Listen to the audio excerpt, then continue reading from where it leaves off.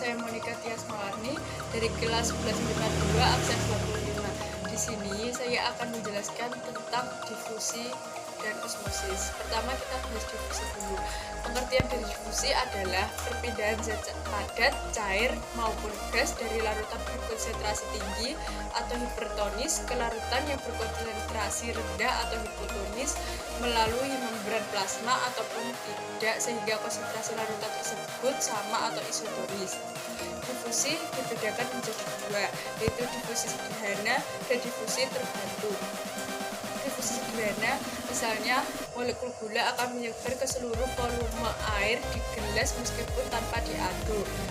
Difusi terbantu adalah proses difusi yang dilakukan oleh protein pembawa, misalnya enzim. Pada proses difusi terbantu, molekul-molekul seperti asam amino dan gula tidak dapat melewati membran plasma, akan tetapi molekul tersebut melewati saluran yang dibentuk oleh protein pembawa.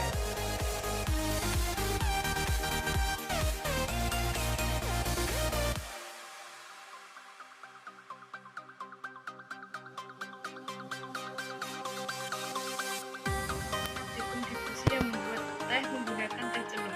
Bahan-bahannya, pertama kita sediakan 2 buah gelas yang diberi nama gelas A dan gelas B. Kemudian diisi dengan air hangat dan air biasa.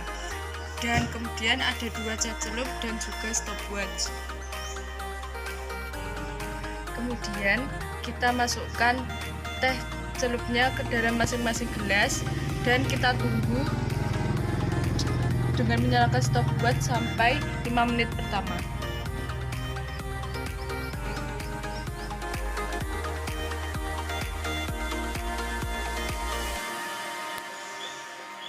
Oke, setelah 5 menit pertama kita lihat bahwa di gelas pertama yang berisi air hangat warna coklatnya begitu jelas, sedangkan gelas B yang berisi air biasa warnanya tidak jelas dan sedikit terlihat.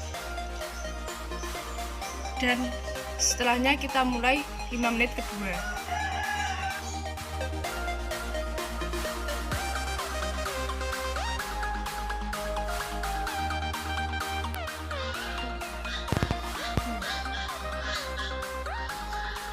Setelah 10 menit terlihat pada gelas A yang berisi air hangat, warnanya sudah menjadi warna coklat pekat, sedangkan pada gelas B warnanya sudah lebih terlihat daripada 5 menit pertama, tetapi warnanya tidak sepekat di gelas A.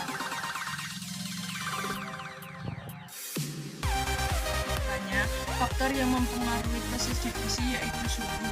Semakin tinggi suhu, maka kecepatan proses difusinya semakin tinggi.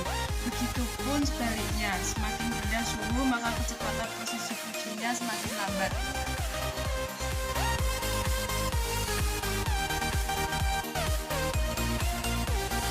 Selanjutnya kita akan bahas tentang osmosis. Osmosis adalah perpindahan air atau zat pelarut dari larutan hipotonis ke larutan hipertonis melalui membran semipermeabel. Osmosis dapat memungkinkan terjadinya beberapa peristiwa seperti lisis atau robeknya membran plasma sel jika sel dimasukkan ke dalam larutan hipotonis dibandingkan sel tersebut. Lalu krenasi, yaitu mengerutnya sel jika sel dimasukkan ke dalam larutan hipertonis dibandingkan sel tersebut. 3. Plasmolisis, yaitu lepasnya membran plasma dari dinding sel tumbuhan jika sel tumbuhan dimasukkan ke dalam larutan hipertonis.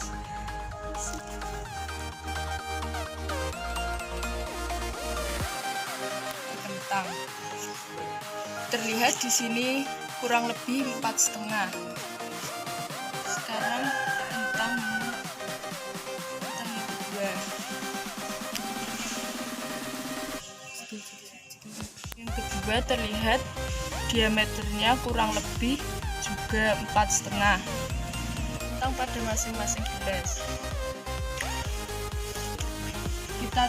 Kita tunggu sampai 30 menit.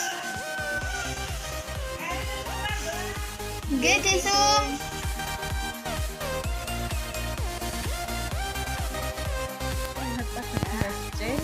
tekstur kentang menjadi keras dan kaku. Sedangkan pada gelas D,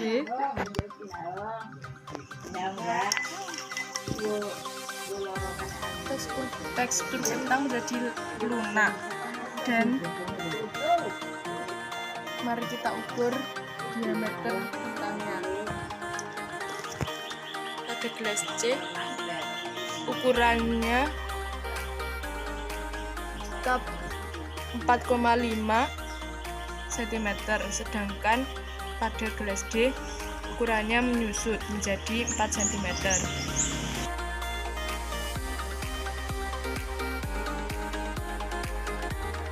Gelas D yang diberi larutan garam, kentangnya menjadi lunak. Karena kentang yang hipotonis terhadap larutan garam, sehingga air yang ada pada kentang keluar dari sel-sel kentang yang menyebabkannya menjadi lunak.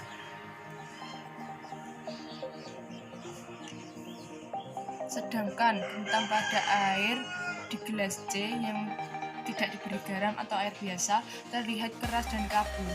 Kesimpulan pada proses osmosis ini yaitu adanya perpindahan zat pelarut ke dalam kentang tersebut.